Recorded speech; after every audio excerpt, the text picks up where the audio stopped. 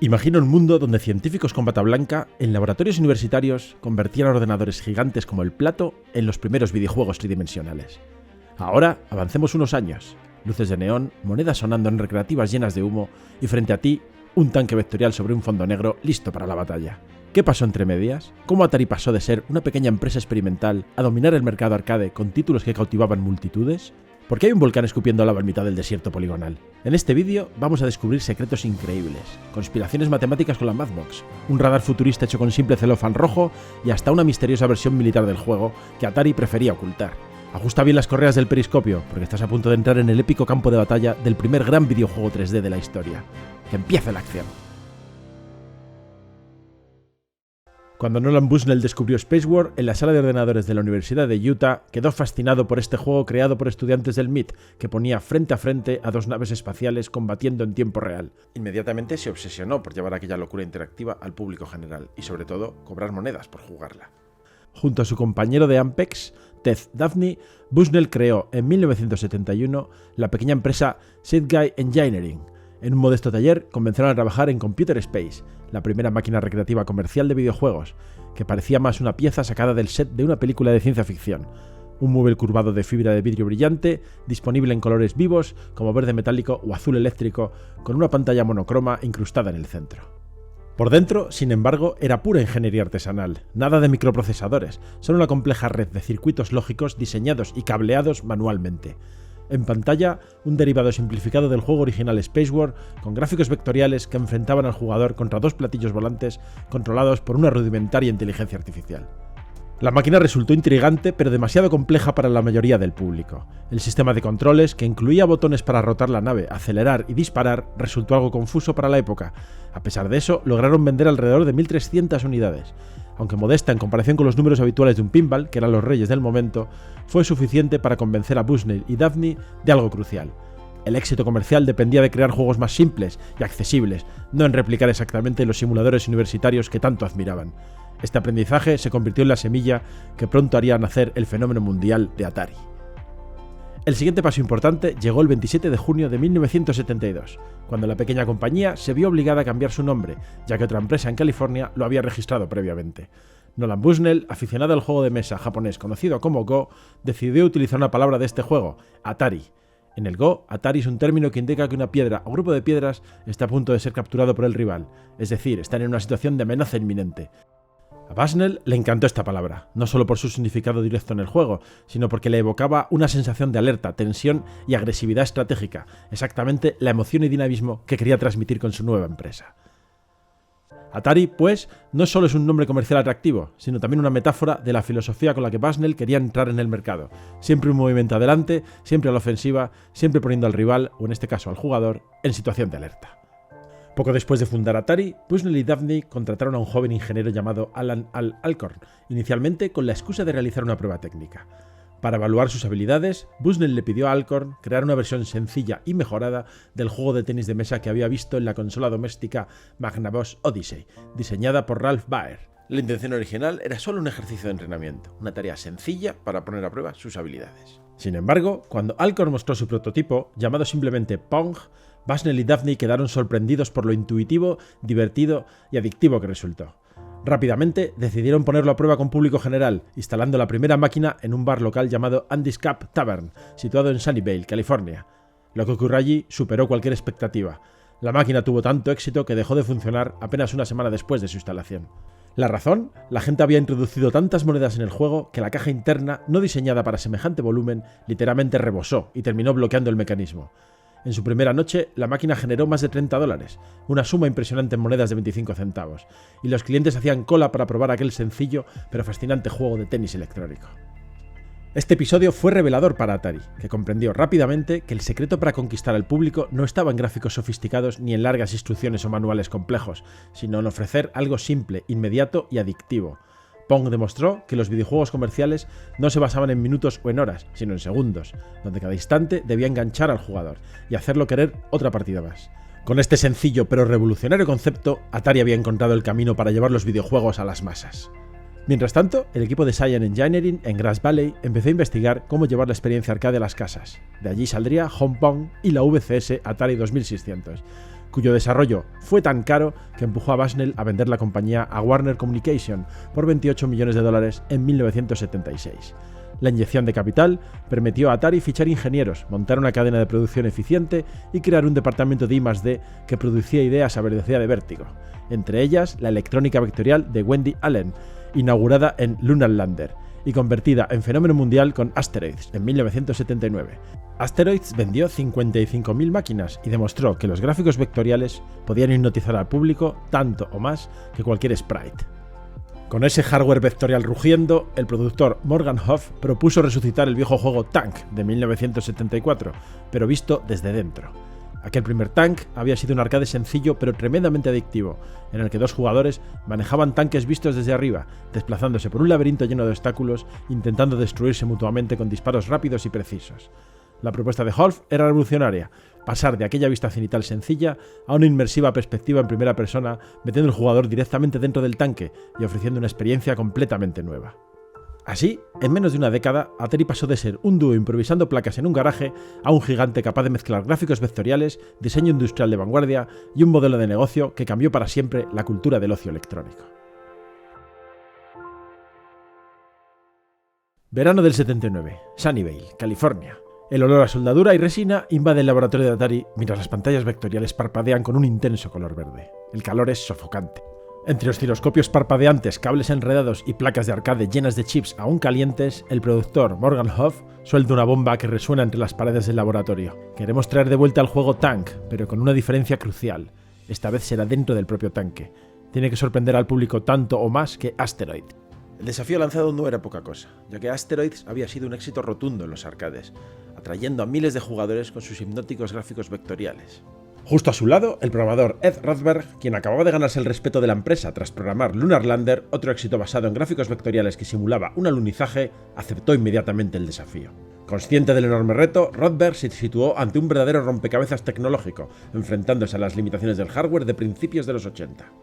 Contaba únicamente con un procesador 65002 a 1 MHz para toda la lógica del juego, algo extremadamente limitado para la época. Además, disponía de un generador analógico Quadrascan, una pieza clave capaz de dibujar alrededor de 1000 líneas vectoriales por cada fotograma, creando gráficos minimalistas pero increíblemente fluidos y brillantes en un monitor monocromo. El Quadrascan era un sofisticado hardware desarrollado por Atari para revolucionar los juegos arcade. En lugar de pintar imágenes usando píxeles, como los monitores tradicionales, trazaba directamente líneas luminosas mediante un haz de electrones que se movía libremente por la pantalla.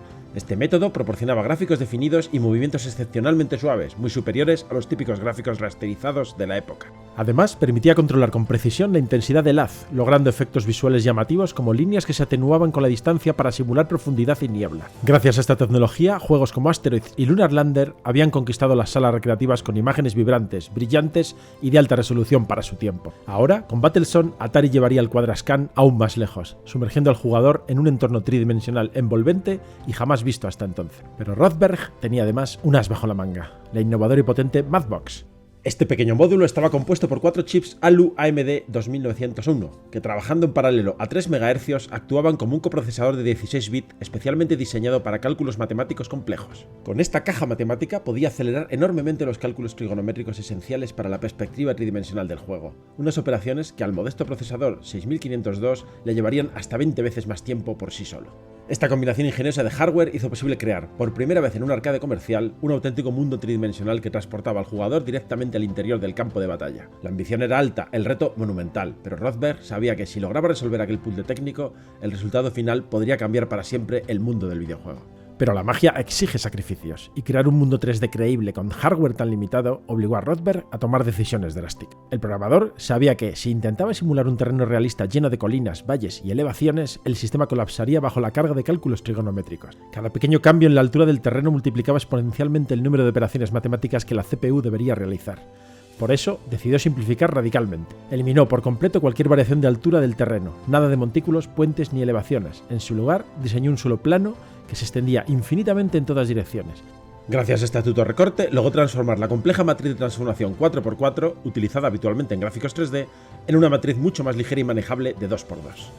Resultado: menos matemáticas, más velocidad. En lugar de usar la clásica y pesada matriz de 4x4, que se usa en gráficos 3D para rotar, mover y proyectar objetos, Rothberg simplificó todo a una matriz de 2x2. ¿Qué significa esto? Que solo rotaba los objetos en el suelo, como si giraras una ficha sobre una mesa. Solo necesitabas saber el ángulo y usar dos funciones clave, seno y coseno. Con eso, todo giraba suavemente, y de paso, pasó de hacer 16 multiplicaciones por punto a solo 4, mucho más rápido. El último truco fue el clásico efecto de perspectiva. Si algo está lejos, se dibuja más pequeño. Para lograrlo, simplemente dividía por la coordenada z, la profundidad, y el ojo se tragaba la ilusión del 3D sin pestañear. Y así, con un puñado de líneas de código, mucha inteligencia y un procesador más débil que una calculadora solar, Battlezone consiguió ofrecer una experiencia en 3D creíble, fluida y alucinante. Porque sí, a veces no necesitas potencia bruta, solo saber exactamente qué no hace falta calcular.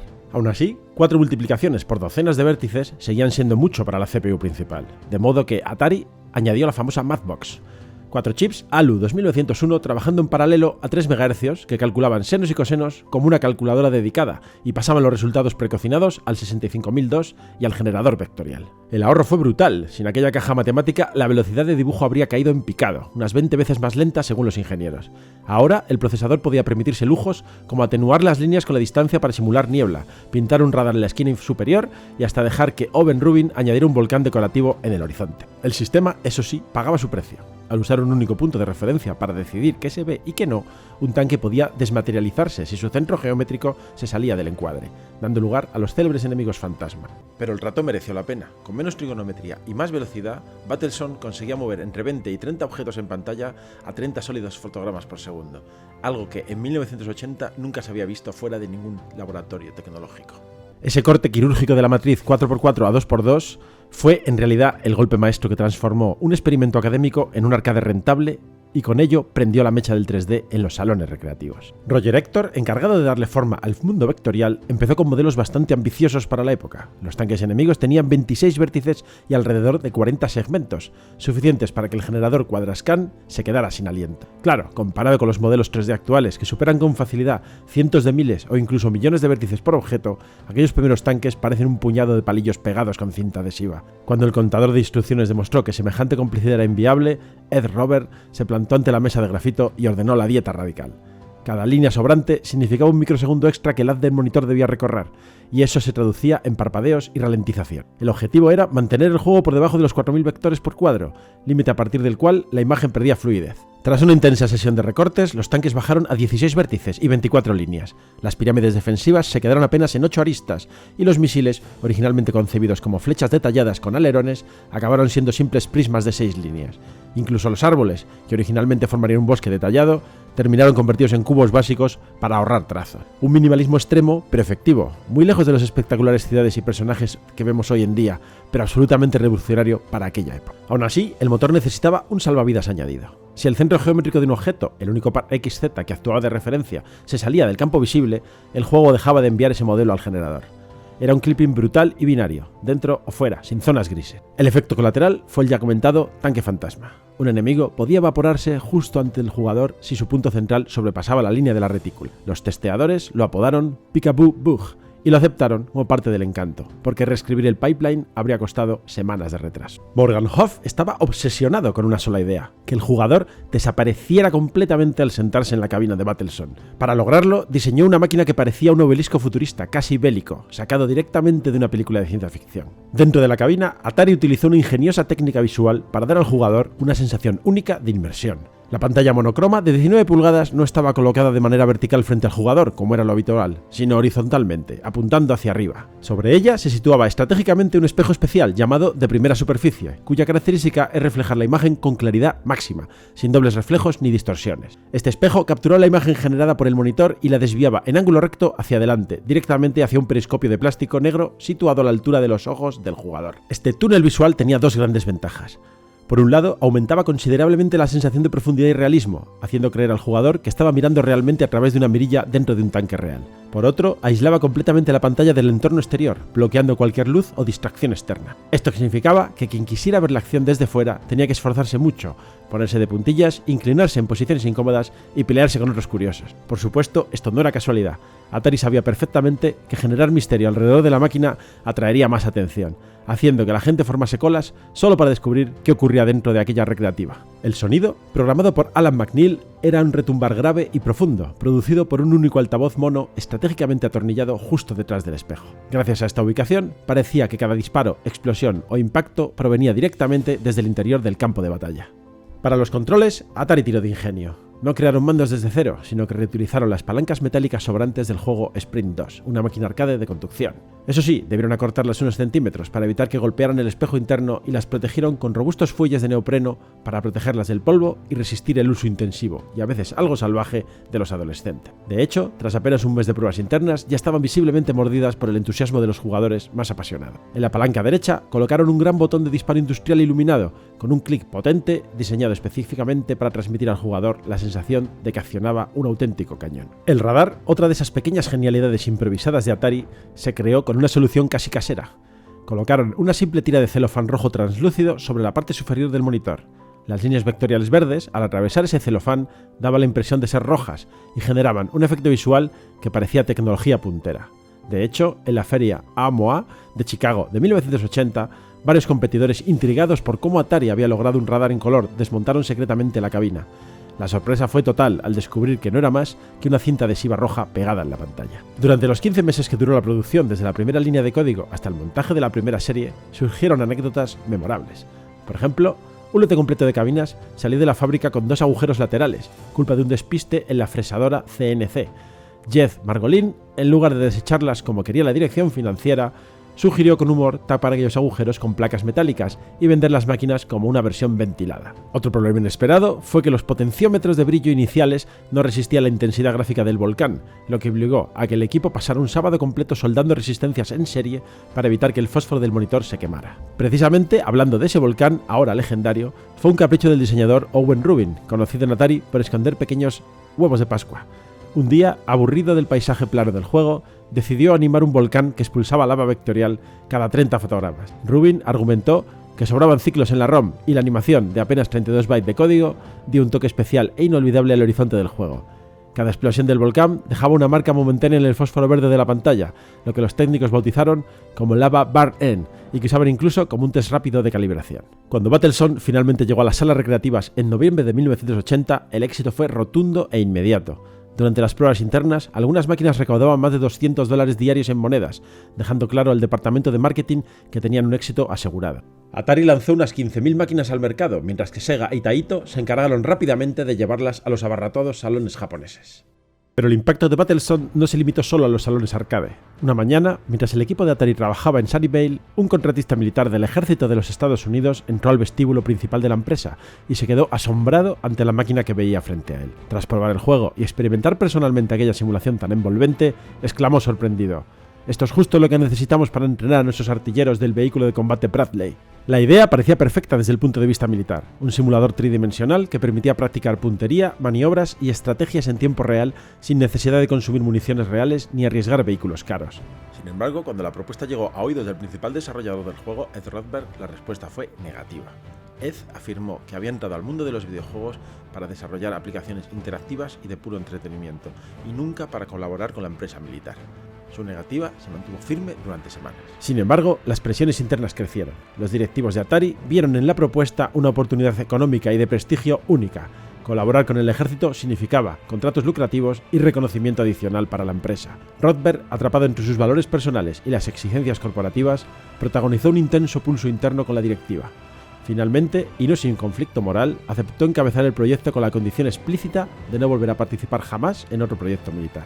Durante los siguientes 3 meses, Rothberg trabajó a un ritmo frenético, en jornadas agotadoras desde la mañana hasta bien entrada la noche, adaptando el juego original a las especificaciones militares. Esta versión especial del juego, conocida después como Bradley Trainer, iba mucho más allá del arcade original. Se añadieron helicópteros enemigos, cálculos de balística realista para las armas, terrenos con desniveles y obstáculos variables, e incluso se desarrollaron controles específicos similares a los de los auténticos vehículos Bradley. El resultado fue un simulador mucho más complejo y detallado, adaptado completamente a los requisitos específicos del entrenamiento militar. Aquel episodio, además de demostrar la versatilidad tecnológica de Atari, puso en evidencia las tensiones éticas y personales que pueden surgir cuando la innovación de los videojuegos cruza caminos inesperados en el ámbito militar. Y así es como Battlezone se convirtió en mucho más que un videojuego, un auténtico laboratorio tecnológico, demostrando que en 1980 era posible crear experiencias inmersivas realistas con un hardware muy modesto. Técnicas revolucionarias para la época, como el oscurecimiento global de las líneas para simular distancia en la niebla o el recorte matemático extremo que permitió mantener una velocidad fluida de 30 fotogramas por segundo, se convirtieron en el sello distintivo de un juego que trascendió a su tiempo. Su cabina envolvente, casi un primer prototipo de realidad virtual, dejó una huella imborrable en la memoria de los jugadores que tuvieron la suerte de experimentarlo. Pero el verdadero legado de Battlezone no estuvo solo en sus gráficos vectoriales o su innovador hardware. Su importancia real fue haber inspirado a toda una generación de desarrolladores y jugadores, demostrando que con ingenio, creatividad y coraje tecnológico se podían superar todas las limitaciones. Así, Battlezone abrió directamente el camino a juegos legendarios como Red Baron y más adelante al icónico Star Wars, definiendo claramente cómo serían los videojuegos 3D del futuro. En definitiva, Atari probó al mundo que lo que definía el éxito era la capacidad para soñar en grande y encontrar soluciones ingeniosas a problemas imposibles. Dos simples palancas metálicas, un periscopio de plástico y unas líneas verdes de neón bastaron para encender la fiebre del 3D que dominaría toda la década de los 80. Y hoy, cada vez que enciendas un juego moderno, lleno de mundos enormes y detallados, recuerda que todo empezó ahí, con un puñado de genios y un tanque vectorial que cambió para siempre la historia del videojuego.